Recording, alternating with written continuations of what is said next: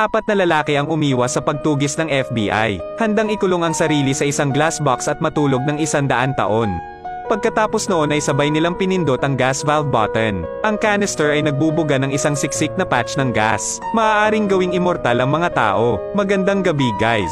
Magkikita tayo sa 100 taon. Mangyaring matulog ng mapayapa. Magkikita tayo sa susunod na siglo. Lumipas ang 100 taon sa isang kisap mata. Nagising sila sa kanilang pagkakatulog. Hinawakan ng pangalawang tao ang kanyang mukha. Natuklasan niyang walang nagbago sa kanyang sarili. Napaisip siya nito. Tiyak na nabigo ang eksperimento. Kaya may mga taong lumabas sa kuweba. Makita ang labas ng mundo. Ito ay mukhang eksaktong kapareho ng 100 taon na ang nakaraan. Kapag ang lahat ay nagtataka tungkol sa eksperimento, bigla nilang nalaman, ang pang-apat na tao ay hindi pa nagigising sa kanyang pagtulog. Mabilis na bumalik sa kuweba ang 3 tao. O Diyos ko, ang ika-4 na tao ay naging isang tumpok ng mga buto. Tingnan ang malaking bato sa glass box. Nagtapos sila na ang batong nahuhulog mula sa kuweba ay nakabasag ng salamin. Humahantong sa pagtagas ng hangin. Sanhi ng pagkamatay ng pang-apat na lalaki. Tingnan ang eksenang ito. Namalaya na lang nilang 3. Lumipas talaga ang panahon ng 100 taon. Wala silang pakialam doon ngayon. Dahil mayaman na sila ngayon. Maaaring mamuhay ng marangya at karangyan. Paalis na ang ilang tao. Dahil dito, lumitaw ang mga hindi pagkakasundo sa paghahati ng mga ninakaw na ginto. Dahil lahat sila ay gustong kunin ang ginto ng ika-4 na tao.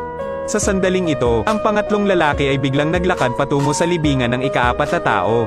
Hindi alam ang gagawin. Mukhang nakahanap ng pagkakataon ang pangalawang kapatid. Agad na pinaandar ang sasakyan. Diretsyong bumagsak sa pangatlong lalaki. Ang ikatlong tao ay walang oras upang mag-react at namatay sa lugar. Ngunit hindi pinahinto ng pangalawang lalaki ang sasakyan, na dumiretso sa atlambak. Sa mga emergency na sitwasyon, tumalon siya palabas ng sasakyan, dahilan para masira ang sasakyan sa lugar.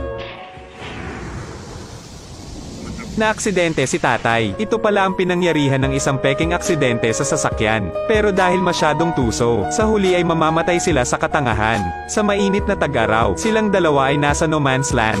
Bitbit ang daang toneladang gintong bar sa kanyang likod. Naglakad pasulong na humihingal. Matagal nang hindi nakakalakad. Pagod ang unang lalaki at napaupo sa lupa. Sa sandaling ito, ang pangalawang tao ay naglabas ng isang bote ng tubig para inumin.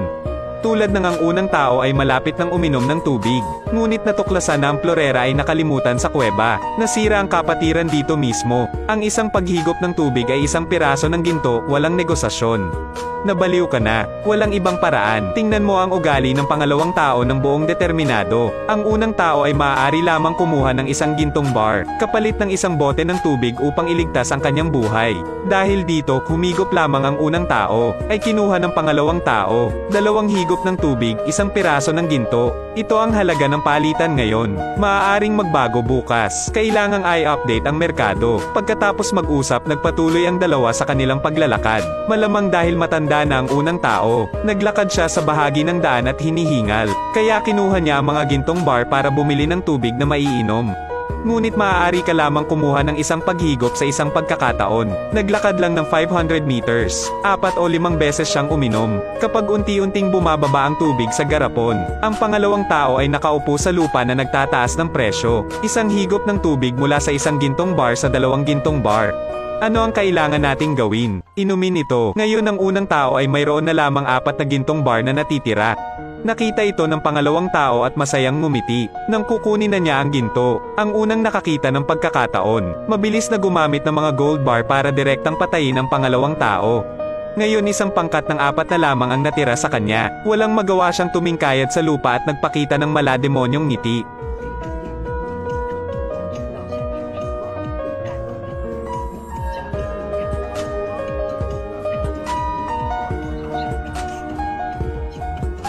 Binigyan niya ng bar ng ginto ang mga dumadaan. Nakiusap sa kanya na ilabas ako dito sa no man's land. Ngunit hindi bago sumang-ayon ang mga dumadaan. Patay na siya sa uhaw. Pinulot ng mga dumadaan ang mga gintong bar mula sa lupa. Pagkatapos ay puntahan mo ang iyong asawa. Hindi niya maintindihan kung bakit gustong gamitin ng unang tao ang gold bar.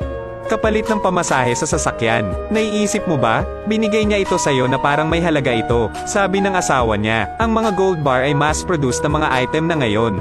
Walang anumang halaga. Pagkatapos magsalita, diretsyong itinapon ng asawa ang gintong piraso sa lupa. lumilitaw pagkatapos ng 100 taon. Ang mga gintong bar ay matagal nang naging walang halaga. Dahil sa kasakiman, lahat ng 4 na tao ay namatay dito. Gayunpaman, nakalimutan nila na ang mga oras ay palaging progresibo. Unti-unti habang lumilipas ang panahon, ang mga gold bar ay dahan-dahan ding mawawala ng halaga ayon sa panahon. Okay lang yan for today, bye-bye.